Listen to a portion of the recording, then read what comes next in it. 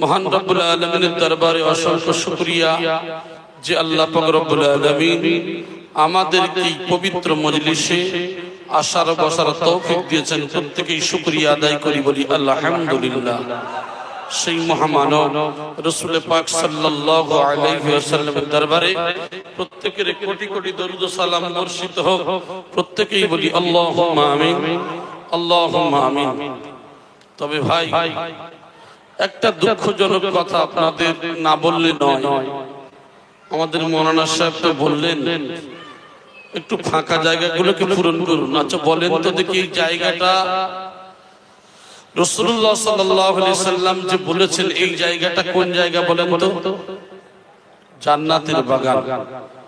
জান্নাতের বাগান তো রাসূল বলেছেন, এটা সত্য না মিথ্যা? সত্য যদি হয়, জান্নাতে কোনো মানুষের যদি জায়গা করে দেয়া হয়, তার মর্যাদা বাড়ে না কমে? তাহলে আপনারা সারা জীবন কি শুনবেন আর জায়গা করে দেবেন না? জি, কারণ এটা রাসূলের কথা। রাসূলের মজলিসে বসে, কোরআনের মজলিসে বসে জান্নাতের বাগিচার মধ্যে বসার পরে বিয়াদবি করাটা আমাদের ঠিক হবে কি? কথা বলেন। একটু দরুদ শরীফ পড়েন, আগে আসেন, অনুরোধ করব কোরআন হাদিসের দিকে লক্ষ্য করে আগে আসেন ভাই। দরুদ শরীফ পড়েন আল্লাহুম্মা। বিশেষ করে এই সাইডটা ফাঁকা রাখলে ভালো হয়, কারণ লোক আসবে এদিকে বসবে, ডিস্টার্ব যেন না হয়। এই কোণটা বিশেষ করে আমরা এদিকে সরে আসি ভাই, অনুরোধ করি আপনাদের। কারণ মজলিস চলতে চলতে দেখবেন যখন মাঝখানে এসে বসবে, অনেক আপনাদের অসুবিধা আর বয়ান করতে করতে সমস্যা হয়। আমি বেশিক্ষণ বলুন না, যেহেতু মৌলানা সাহেব আছেন তিনি বলবেন। আমি কোরআনে কারীম থেকে সূরা তাওবার 119 নম্বর আয়াত কারীমা আমি পাঠ করেছি আপনাদের সম্মুখে। আল্লাহ পাক রব্বুল আলামিন বলেন, ইয়া আইয়ুহাল্লাযীনা আমানুত্তাকুল্লাহ ওয়া কুনু মা'আস-সাদিকিন। আল্লাহ পাক রব্বুল আলামিন জানিয়ে দিচ্ছেন, হে ঈমানদার মুমিনেরা, হে আল্লাহর বান্দারা, হে মুমিনেরা, আমি আল্লাহ আমাকে ভয় করো, আমি আল্লাহ তোমরা আমার ভয় করো, আর সত্যবাদীদের সঙ্গ লাভ করো। জোরে বলি সুবহানাল্লাহ। আল্লাহ কি বলছেন? আল্লাহ বলছে, বান্দারে, হে মুমিনেরা, হে আমার বিশ্বাসী বান্দারা, তোমরা আমি আল্লাহ আমার ভয় করো আর সত্যবাদীদের সঙ্গ লাভ করো। জোরে বলি সুবহানাল্লাহ। এখন আমি আপনাদেরকে বলবো, সত্যবাদী কারা? সত্যবাদী হলো নবীরা, সত্যবাদী হলো রাসূল, সত্যবাদী হলো সাহাবা, সত্যবাদী হলো তাবেঈন, সত্যবাদী হলেন আইম্মায়ে মুজতাহিদিন, সত্যবাদী হলো আউলিয়ায়ে কেরাম। জোরে বলি সুবহানাল্লাহ। এখন আল্লাহ বললেন, সত্যবাদীদের সঙ্গ লাভ করো। তাহলে সত্যবাদী কারা? সেই চার্টের মধ্যে লক্ষ্য করব বলেছি নবীরা। আজকে তো নবী নাই, রাসূল নাই, সাহাবা নাই, তাবেঈন নাই, আইম্মায়ে মুজতাহিদিনরা নাই, আউলিয়ায়ে কেরামেরা আছে। তাহলে সত্যবাদীদের সঙ্গ লাভ করব। তাহলে এই সময় সত্যবাদী হলো আল্লাহর মেহবুব বান্দারা। জোরে বলি সুবহানাল্লাহ। তাই আমার আপনার নবী সব সময়ের জন্য কি কামনা করতেন? তাই তিনি বলতেন, অকুর রব্বি আদখিলনি মুদখালা সিদকিন ওয়া আখরিজনি মুখরাজা সিদকিন ওয়াজআলনি মিন লাদুনকা সুলতানান নাসীরা। আমার আপনার নবী জনাবে মুহাম্মদ রাসূলুল্লাহ সাল্লাল্লাহু আলাইহি ওয়াসাল্লাম কে আল্লাহ বলতেন, হে নবী আপনি বলুন, হে আমার রাসূল আপনি বলুন, হে আমার প্রতিপালক, হে আমার রব, হে আমার প্রভু, আমার স্রষ্টা, একমাত্র আমাকে যেখানেই নিয়ে যান সত্যতা সহকারে নিয়ে যান। নবী দোয়া চাইছেন আল্লাহর কাছে, আল্লাহ আমাকে সত্যের উপরে যেখানে যা করেন সত্যের উপরে রাখেন। একবার জোরে বলি সুবহানাল্লাহ। রাসূল যদি সত্যের উপরে থাকার জন্য দোয়া করেন, তাহলে আমরা সত্যের উপরে থাকতে চাই না কথা বলে। আল্লাহ বলেন, ওয়াকুর রাব্বি আদখিলনি মুদখালা সিদকিন ওয়া আখরিজনি মুখরাজা সিদকিন ওয়াজআলনি মিন লাদুনকা সুলতানান নাসীরা। হে নবী আপনি বলুন, আয় আমার পরওয়ারদিগার, আয় আমার আল্লাহ, আমাকে যেখানে নিয়ে যান সত্যতা সহকারে নিয়ে যান, আর যেখানেই হতে আমাকে বার করবেন সেখানেই সত্যতা সহকারে আমাকে বার করবেন। একবার জোরে বলি সুবহানাল্লাহ। ওগো আল্লাহ গো আমার রব, আর আপনার পক্ষ থেকে শক্তিশালী সাহায্যকারী আমার জন্য প্রদান করুন। একবার জোরে বলি সুবহানাল্লাহ।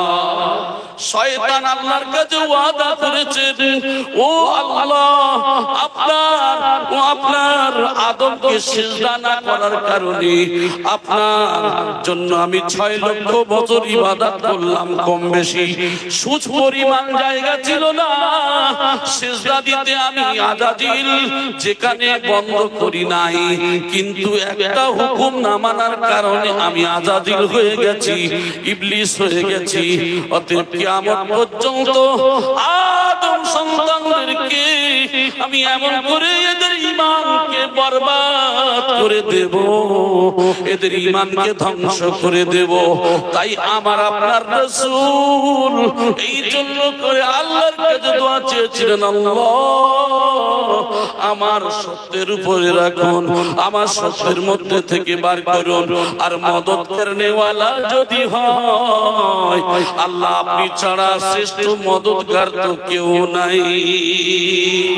তাই আল্লাহ আপনার সাহায্য চাই, আপনার সাহায্য ছাড়া কোনো রাস্তা নাই। ও আমার সোনার ভাইয়েরা, আমি বলেছি আজকের সাহায্যকারী আমাদের, আজকের দেখা যায় আমাদের সত্যবাদীদের সঙ্গ লাভ করা। এই সত্যবাদী আজকের নবী নাই, রাসূল নাই, সাহাবা নাই, তাবেঈন নাই, কিন্তু নবীদের উত্তরসূরি তারাই হলো কামেল ওলি আল্লাহ। জোরে বলি সুবহানাল্লাহ। এই কামেল ওলি আল্লাহ তারা কি করেছে? আমাদের জন্য জীবন উৎসর্গ করে দিয়েছে আর সত্যের পথে চলতে বলেছে। কোরআনের আইন অনুযায়ী বাবা যত কষ্ট আসুক না কেন কোরআন থেকে পিছপা হবে না। একবার জোরে বলি সুবহানাল্লাহ। তাই আল্লাহ পাক রব্বুল আলামিন জানিয়ে দিলেন, ওয়াযকুর ফিল কিতাবি ইব্রাহিম ইন্নাহু কানা সিদ্দিকান নবিয়্যা। ওরে তোমরা কি দেখো না আমি নবী ইব্রাহিম আলাইহিস সালামকে সত্য সহকারে পাঠিয়েছি। একবার জোরে বলি সুবহানাল্লাহ। নবীদের জীবনের অনেক ইতিহাস রয়েছে, যে নবীদের জীবনের ইতিহাস আপনারা শুনেছেন। নবীদের জীবনের অনেক পরীক্ষা দিতে হয়েছে। আহারে ইব্রাহিম আলাইহিস সালামের পরীক্ষা আপনাদের এর আগেও হয়তো শুনিয়েছিলাম, আবার একটু স্মরণ করিয়ে দিই। ইব্রাহিম আলাইহিস সালামকে স্বপ্ন দেখানো হলো, ও নবী ইব্রাহিম তুমি নিজে হাতে সব থেকে তোমার প্রিয় বস্তুকে আমার নামে জবে করো। ইব্রাহিম আলাইহিস সালাম চিন্তা করলেন, চিন্তা করে 100 উট কুরবানি দিলেন। আবার খোয়াব হলো না, না ইব্রাহিম হলো না, তোমার প্রিয় বস্তুকে জবে করো। আবার 100 উট দেয়া হলো। শেষে খ্বাব দেখানো হলো, ও নবী ইব্রাহিম, তোমার প্রিয় হলো তোমার কলিজার টুকরা সন্তান। বাপের যেমন স্বপ্ন হলো আর সন্তানেরও স্বপ্ন হলো। ওই সময় সন্তানকে বলে, বাবা, ঘটনাটা অনেক লম্বা চওড়া, আমি ছোট্ট করে উদাহরণ দিয়ে বলবো। বাচ্চাকে বলছে, বাচ্চারে, আমি তোমার পিতা স্বপ্ন দেখেছি, আমি নিজে হাতে তোমাকে কুরবানি দেব। ওই সময় সন্তান বলেছিল, ওগো আমার পিতা ইব্রাহিম, হ্যাঁ হ্যাঁ, আপনি যে স্বপ্ন দেখেছেন এখনই বাস্তবে তা পূরণ করুন। যেহেতু আমার আল্লাহ আমাকেও স্বপ্ন দেখিয়েছেন, আমি নিজে হাতে পিতার হাতে কুরবানি হচ্ছি। এই বলে হযরত ইসমাঈল আলাইহিস সালাতু ওয়াস সালাম আলাল আরদি হাওনা, জমিনের উপরে শুয়ে পড়লেন। এমন করে পিতাকে বললেন, ও পিতা, আপনার ছুরিটা ভালো করে ধার দিয়ে নিন, যেন তাড়াতাড়ি করে আমার জবেটা হয়ে যায়। অনেক ইতিহাস, অনেক বড় ইতিহাস আমি ছোট করে বলি। পিতাকে বলে, পিতা, আপনার চোখে কাপড় বেঁধে নিন। বলে, বাবা, তোমার চোখে, আমার চোখে কাপড় বাঁধবো কেন? আব্বা গো, আমাকে জবে করতে গেলে আপনার মনে বড় দয়া মায়া আসবে, বড় কষ্ট হবে। আব্বা, আপনার চোখে কাপড় বেঁধে নিন। আব্বা জান, আমার পা দুখানা রশি দিয়ে বেঁধে দিন। ও বাবা ইসমাঈল, তোমার পা খানা আমি কেন বাঁধবো? তবে কি বাবা, তোমার ইচ্ছা নাই? তোমার মনের ইচ্ছাটা কি বলো? হঠাৎ ইসমাঈল আলাইহিস সালাম বললেন, পিতা গো, না না, আপনার চোখ বাঁধতে হবে না, আমার পা বাঁধতে হবে না। এই কথা যখন ঘুরিয়ে বললেন, ও বাবা, একবার এই কথা, আবার পরক্ষণে এই কথার কারণ কি? ওই সময় বলেছিলেন, ও গো আমার পিতা ইব্রাহিম খলিলুল্লাহ, আমি যদি আপনাকে বলতাম আর আমার পা রশি দিয়ে যদি বেঁধে দিতেন, আপনার চোখের কাপড় বাঁধতে বলেছিলাম, কাপড়টা যদি বেঁধে আমি ইসমাঈল আমাকে জবে করতে, আর আমার আল্লাহ যদি বলে, ইসমাঈল তুমি রাজি ছিলে না, তোমার জোরপূর্বক কুরবানি দেয়া হয়েছে, কাল কিয়ামতের ময়দানে আমি ধরা পড়ে যাব। না না, এটা হতে পারে না, হতে পারে না, আমি আল্লাহর রাস্তায় কুরবানি হতে চাই। জোরে বলি সুবহানাল্লাহ। শুধু তাই নয় গো পিতা, আপনার চোখে কাপড় বাঁধতে বলেছিলাম, কারণ আপনি তো আমাকে মহব্বত করেন, ভালোবাসেন। সেই পিতা হয়ে সন্তানের গলায় ছুরি চালাবেন, আপনার কতটা না কষ্ট হবে। এই জন্য করে আমি আপনার কাপড়টা খুলতে বলেছি। কাল কিয়ামতের ময়দানে আল্লাহ যদি বলেন, ইব্রাহিম তুমি তো কষ্ট পাবে বলে চোখে পা কাপড় বেঁধেছিলে, না না, আল্লাহর দরবারে আমরা ধরা পড়ে যাব।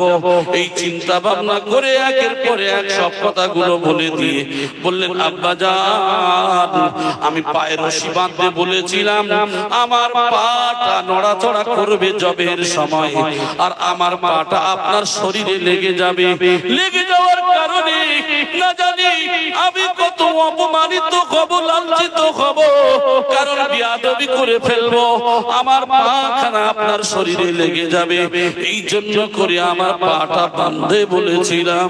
আব্বা জান, আর আমি আজকে থেকে আর নড়বো না, আপনি জবে করবেন, আমি আল্লাহর জন্য বিছায়, আমি আল্লাহর জন্য জমিনে শুয়ে গেলাম, আপনি যখন জবে করবেন আর আমি নড়াচড়া করব না। একবার জোরে বলি সুবহানাল্লাহ।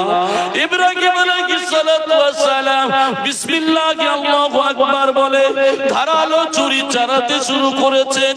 এত ধারালো, এত ধারালো, কিতাবের মধ্যে বলা হয়েছে আমার আল্লাহ পাক রব্বুল আলামিন ইব্রাহিম খলিলুল্লাহ ইসমাঈল জবিবুল্লাহর যে এমন করে হুকুম দিয়েছে, ফেরেশতাদের মধ্যে কান্নার রোল উঠে গেল, আসমান জমিন কম্পন শুরু হয়ে গেল। আহারে আল্লাহ কি পরীক্ষা ইব্রাহিমকে ফেলেছে, ইসমাঈল আলাইহিস সালামকে কি পরীক্ষায় ফেলেছে। আমার সোনার ভাইরা, ইব্রাহিম খলিলুল্লাহ ছুরি চালায় গলায়, তাফসীরের মধ্যে উল্লেখ করা হয়েছে, অন্যান্য কিতাবের মধ্যে উল্লেখ করা হয়েছে যে আল্লাহর তরফ থেকে তার গলার উপরে প্লেট লাগিয়ে দেয়া হয়েছে। আর ফেরেশতাদের ক্রন্দন, আসমান জমিনের কম্পন দেখে আল্লাহকে বলেন, আল্লাহ ইব্রাহিমের উপরে কি পরীক্ষা দিলেন আল্লাহ, আর সহ্য হয় না। এই বলে আল্লাহ রব্বুল আলামিন আসমান জমিনের কম্পন, ফেরেশতাদের ক্রন্দন দেখে আল্লাহর রহমতের দুয়ারে ঢেউ লেগে গেল। আল্লাহ বললেন, আমার মালাইকা রে, দেখো দেখো আমার ইব্রাহিম, আমার ইসমাঈল তারা পরীক্ষায় পাশ হয়ে গেছে। একবার জোরে বলি সুবহানাল্লাহ। জান্নাত থেকে একটা দুম্বা পাঠিয়ে দাও।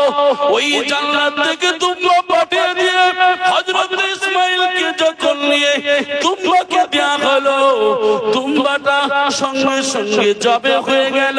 আর একটু জোরে বলি সুবহানাল্লাহ। ও আমার সোনার ভাইরা, তাহলে কেমন কুরবানি দিয়েছিলেন। আজকের যদি ইব্রাহিম খলিলুল্লাহ নিজের সন্তানের মায়া না করে কুরবানি দিতেন, যদি কুরবানি হয়ে যেত, আল্লাহর যদি অর্ডার হয়ে যেত কুরবানির সময় নিজেদের সন্তানদেরকে জবে করবে, কজন মুসলমান আছে বলেন আমার আপনার সন্তানকে কুরবানি দিতে পারতাম? আল্লাহ সহজ করেছেন না কঠিন? আমার ভাই জানেন, পশু কুরবানি দিতে গেলে তাই অনেকের মায়া লাগে, আপনারা জানেন। ছোটবেলা থেকে যারা বাড়িতে আনার পরে ফেলে বসে কয়েকদিন ব্যবহার করে, দেখবেন কুরবানির সময় ওই পশুদের চোখ থেকে পানি ঝরে না, ঝরে না, চোখ থেকে পানি ঝরে। আমার সোনার ভাইয়েরা, অনেকেই মায়াতে তাদের চোখ থেকে পানি বেরিয়ে যায়। অনেকেই বলে পশু কুরবানি কেন হলো? বরং আল্লাহ আমাদের উপরে এমন রহমত করেছেন, এমন রহম যদি না করতেন, আল্লাহ যদি বলতেন তোমাদের সন্তানদেরকে কুরবানি দাও, কজন খাঁটি মুসলমান কুরবানি ধরা পড়ে যেত। আমার সোনার ভাই, তাহলে হযরত ইব্রাহিম আলাইহিস সালামের উপরে এত কঠিন পরীক্ষা নেওয়া হলো। ইব্রাহিম এবং ইসমাঈল আলাইহিস সালাতু ওয়াস সালাম দুজনেই পরীক্ষায় পাশ করে গেলেন। একবার জোরে বলি সুবহানাল্লাহ। আমার ভাইয়েরা, আজকে আমি বলতে চাচ্ছি, ইব্রাহিমের কুরবানি, ইসমাঈলের কুরবানি, আর আপনাদের এই ডিয়ামানা কি জায়গা আমার ঠিক মনে নাই, এই জায়গায় মজলিস কায়েম হয়েছে 2 ঘন্টা 3 ঘন্টা সময়। এটাও আমার আপনার জন্য পরীক্ষা, এটাই আমার আপনার জন্য পরীক্ষা। ওই মজলিসে আল্লাহর জন্য কারা বসে যাবে, জান্নাতের মধ্যে যারা বসে যাবে, আর কোরআন হাদিসের কথা শোনার জন্য ওই সময়টা যারা দেবে, ইব্রাহিম আলাইহিস সালামের কুরবানি আর ইসমাঈল আলাইহিস সালামের কুরবানি, যত জিহাদ হয়েছে জিহাদের সওয়াব তাদের নামায় আমলে দেয়া হবে। তবে সময় দিতে হবে কার জন্য? আল্লাহর জন্য।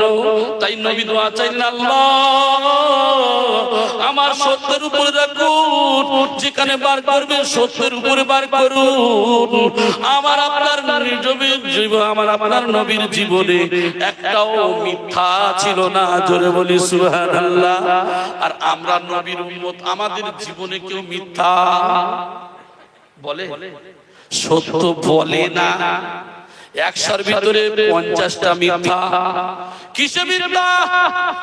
চাষা এলাকাতে ব্যবসা করে মাল কিনেছি কত? 30 টাকা। বলে আল্লাহর কসম 70 টাকায় কেনা। জোরে বলেন নাউযুবিল্লাহ।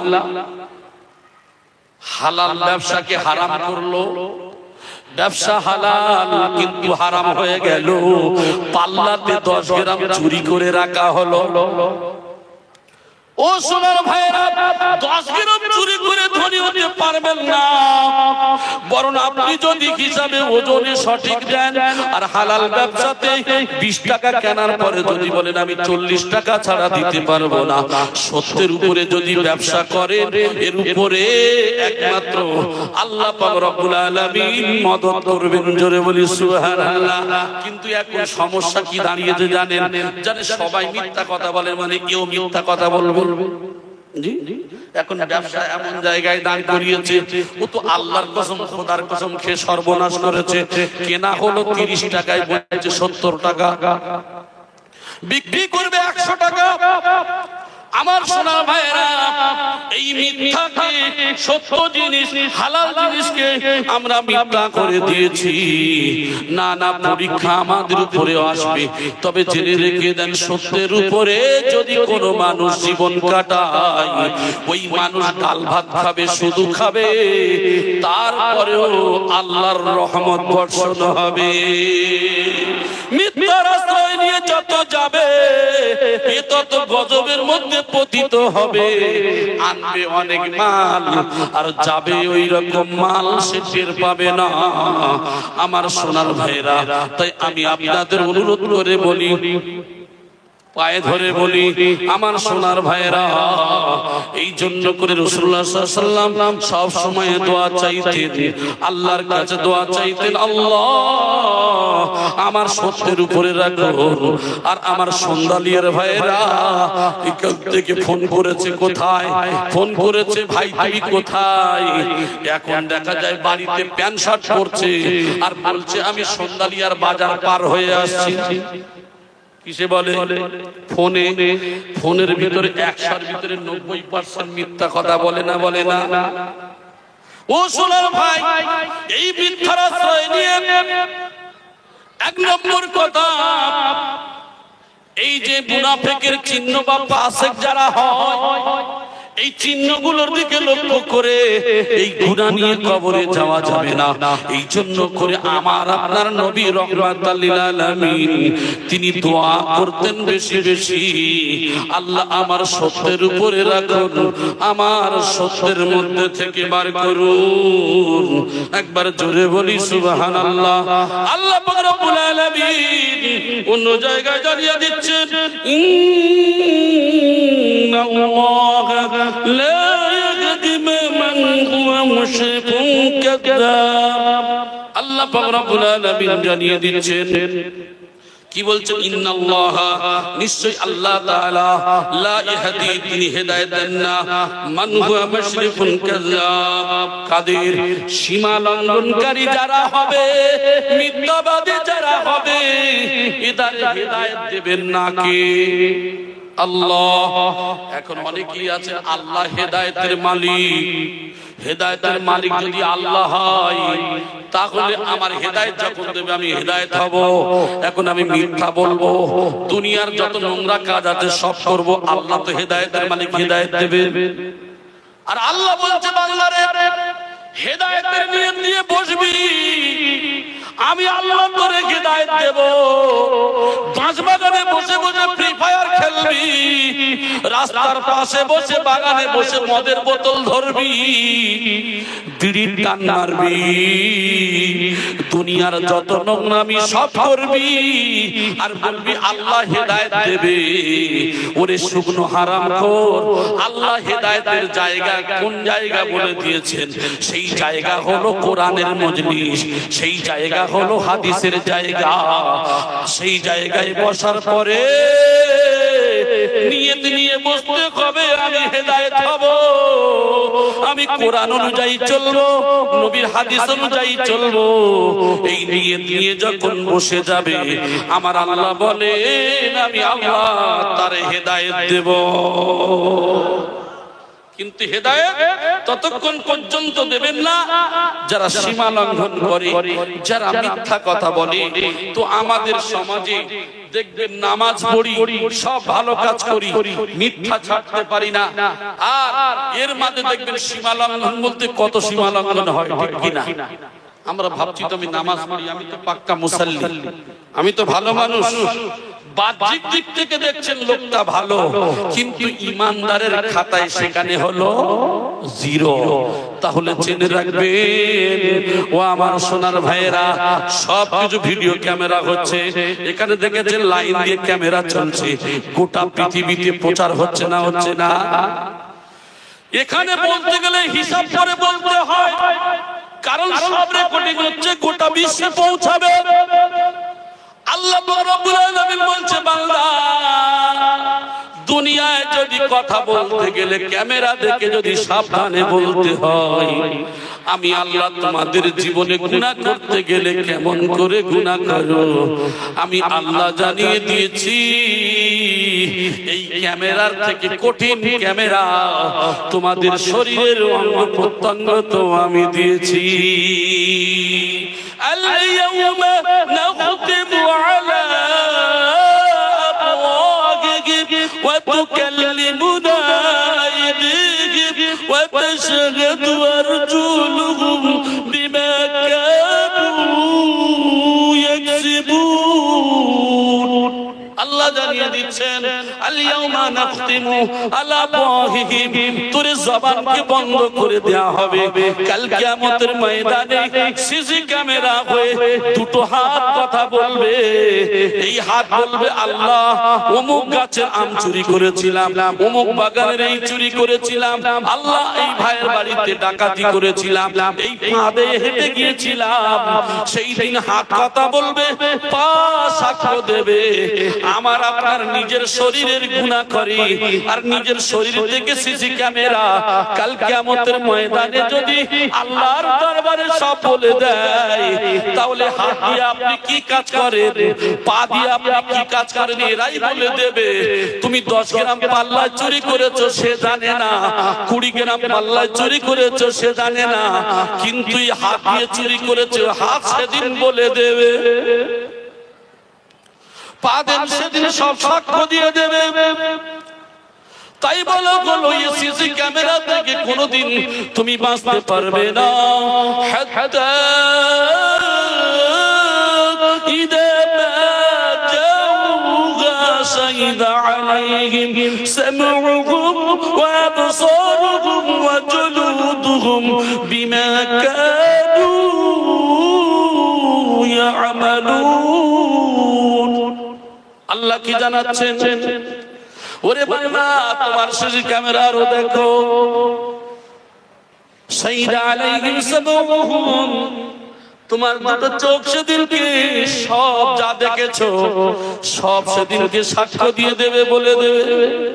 এই চোখ দিয়ে আমরা কি দেখি, দুনিয়ার যত অশ্লীল কিছু আছে আমরা সব দেখি।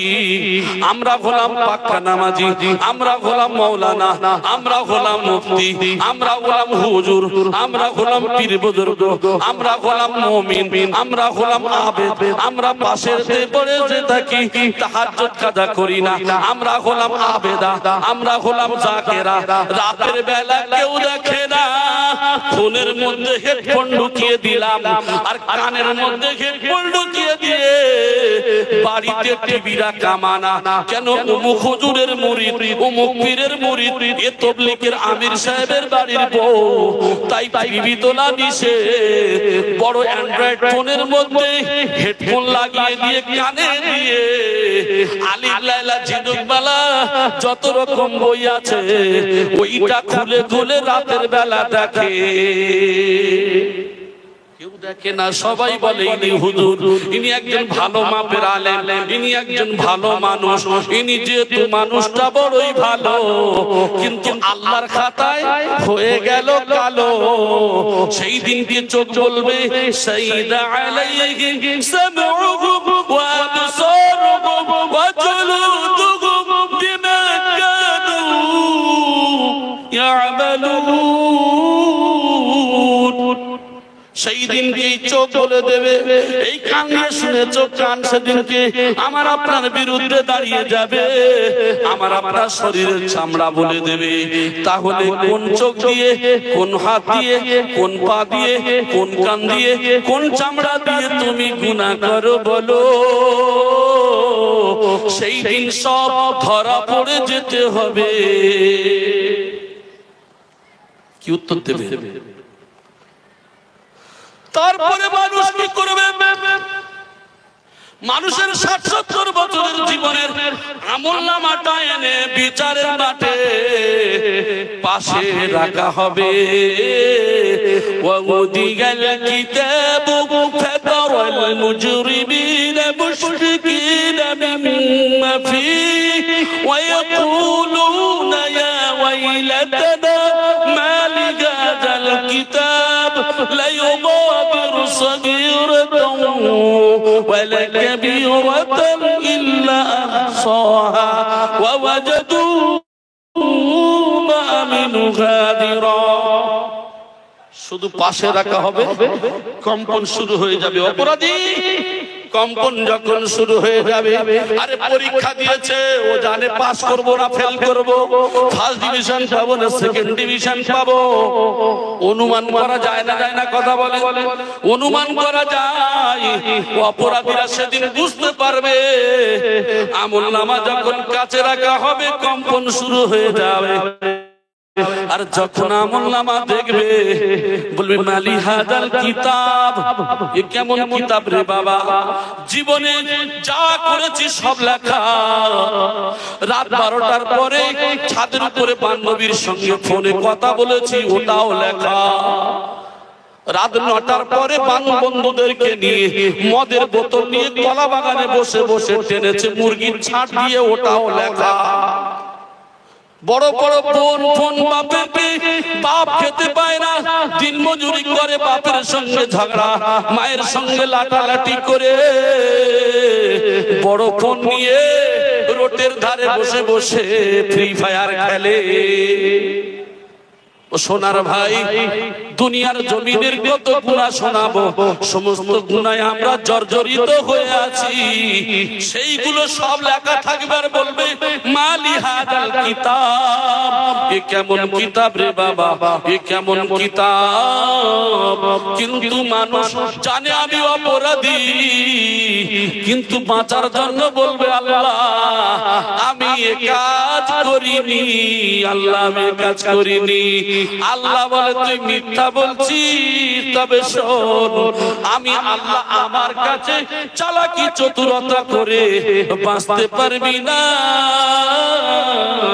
দুনিয়ার কম্পিউটারে প্রিন্ট আউট করে বছরের 5 বছর আগে ফটো তুলেছেন, ওই নাম্বার দিয়ে যদি আপনি গিয়ে প্রিন্ট আউট করে ফটো বার করতে পারেন, আর আল্লাহর সিসি ক্যামেরার মধ্যে এমন লোডিং করা আছে এই শরীরে, আল্লাহ বলেন কুল্লা ইনসানিন আলজামনাহু তায়রাহু ফি উনুকিহি ওয়া নুখরিজু লাহু ইয়াওমাল কিয়ামাতি কিতাবান ইয়ালকাহু মানশুরা ইকরা কিতাবাকা কাফা বিনাফসিকাল ইয়াওমা আলাইকা হাসিবা।